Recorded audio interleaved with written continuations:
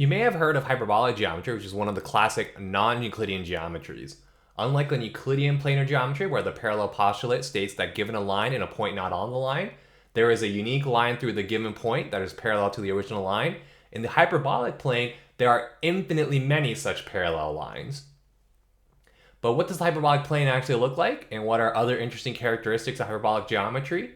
Using a 3D printer, I printed a model of a part of the hyperbolic plane, and I'll explain some of the properties that it reveals. Triangles in Euclidean geometry have interior angles that always add up to 180 degrees.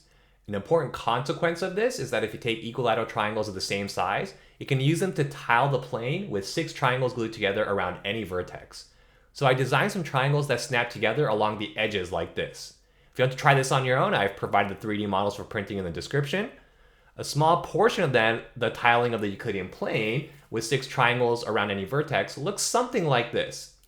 The triangles are also color-coded so that if we let the sides of the equilateral triangles represent a length of 1, then the orange triangles are the triangles that are all within a distance 1 of the center. The black triangles are the additional triangles that are within distance 2 of the center, and the pink triangles are the additional triangles that are within distance 3 of the center. We can then count the number of triangles within a certain distance from the center to determine the area. So we'll let each triangle represent 1 unit of area. Then there are 6 orange triangles within distance 1 of the center. So the circle of radius 1 in this model has an area of 6 units, or an area of 6 triangles. There are 18 black triangles, which means there are 6 plus 18, or 24 triangles within the circle of radius 2. So that's all the triangles that are within distance 2 of the center. And that consists of the orange and black triangles. Then there are 30 pink triangles for a total of 6 plus 18 plus 30, or 54 units of area in the circle of radius 3. If you're following along at home with your own printed triangles, this is a good place to pause the video and see if you can find a pattern for the area or the number of triangles within distance r from the center. You may have noticed that the number of triangles in each ring starting from the center increases by 12 each time we increase the distance from the center. We have 6 orange triangles in the first ring. Those are all the triangles within distance 1 of the center.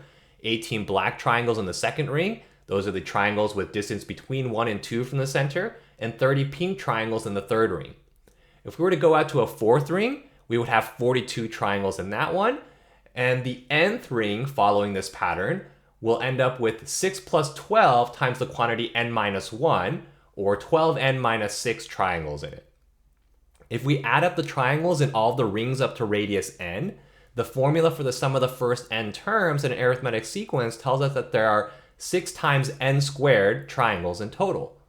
This means that the area of a circle of radius n in this model is going to be 6n squared units of area. You might remember that the area of a circle of radius r has a known formula of pi times r squared. Because we're defining our unit of area in this model to be 1 triangle, and we are using this coarse model of Euclidean geometry where we measure distance through the edges of the triangle, we don't have the exact same scalar constant pi from the classical formula, but we do see the same quadratic behavior in the growth of the area of a circle as its radius increases. Let's take a look at what happens if we instead choose to attach a triangle so that there are only 5 triangles around each vertex. In this case, since the interior angle of each equilateral triangle is 60 degrees, there's only a total of 300 degrees around each vertex instead of 360 degrees. This is what's called a singular point, and this particular singular point has concentrated positive curvature because there's a total angle of less than 360 degrees around it. If we keep adding triangles so that each vertex has 5 triangles around it, we end up with 10 triangles in the second ring, and 5 triangles in the third ring. At this point, we actually close up and we can't add any more triangles together, and we've created a regular polyhedron with 20 triangular sides called an icosahedron. This icosahedron mimics the geometry of a sphere using flat triangles, but it differs a little bit from a regular sphere because instead of having a smooth positive curvature everywhere, the icosahedron has flat faces which have no curvature at all, and all of the positive curvature is instead concentrated at the singular points at the vertices of the triangles. Following the area calculations we did before with the model of the Euclidean plane, the circle of radius 1 has an area of 5, the circle of radius 2, which consists of all the triangles within distance 2 from the center of the circle, has an area of 5 plus 10, or 15, and a circle of radius 3 has an area of 5 plus 10 plus 5, or 20. If we increase the radius past 3, then the area doesn't actually increase because we've already used up all the triangles in the sphere. And so we see that in spherical geometry, the area of a circle is actually bounded at some point. Increasing radius doesn't lead to any additional area within the circle that is lying on the sphere. If we instead connect the triangles together so that there are 7 triangles around each vertex, we end up with a total angle of 7 times 60, which equals 420 degrees. This is going to give us something called concentrated negative curvature, and it's going to allow us to build a model for hyperbolic geometry.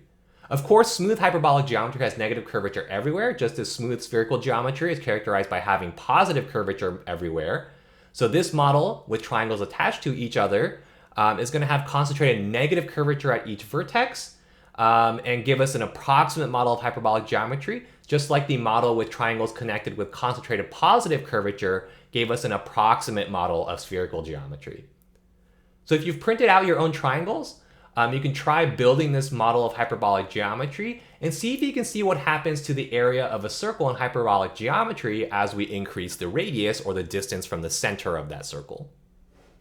Using the same color coding as before, there are 7 orange triangles within distance 1 in the center. There are 28 additional black triangles when we go out to distance 2, and an additional 77 pink triangles when going to distance 3. At distance 4, we would end up adding another 210 triangles. The area of a circle of radius 1 in this model of hyperbolic geometry is then going to be 7 units or 7 triangles. And then the area of a circle of radius 2 is going to be 7 plus 28, or 35. And the area of a circle of radius 3 is going to be 7 plus 28 plus 77, which is going to be 112 units of area. Going out to radius 4, the area increases to 7 plus 28 plus 77 plus 210, or 322 units of area. There's no clear formula here like in the Euclidean case, but if we take the ratio of the areas, or the ratio of the number of triangles in each successive ring, we see an interesting phenomenon occur. So in the first ring, there are 7 triangles. In the second ring, there are 28. So 28 divided by 7 is 4. 77 divided by 28 is 2.75. And 210 divided by 77 is 2.7272 repeating. In fact, what happens is that the ratio of the added area when we increase the radius by 1 limits to a familiar constant, E, or Euler's number, which is approximately 2.718. In other words, each time we increase the radius by 1, we're increasing the area by an amount that is growing exponentially. This contrasts with the Euclidean case, where increasing the radius increases the area by an amount that grows linearly. And this exponential growing of area is part of why there's enough room for parallel lines in hyperbolic geometry to violate the parallel postulate. That is, given a line and a point not on the line, there are infinitely many lines through the given point that are parallel to the original line.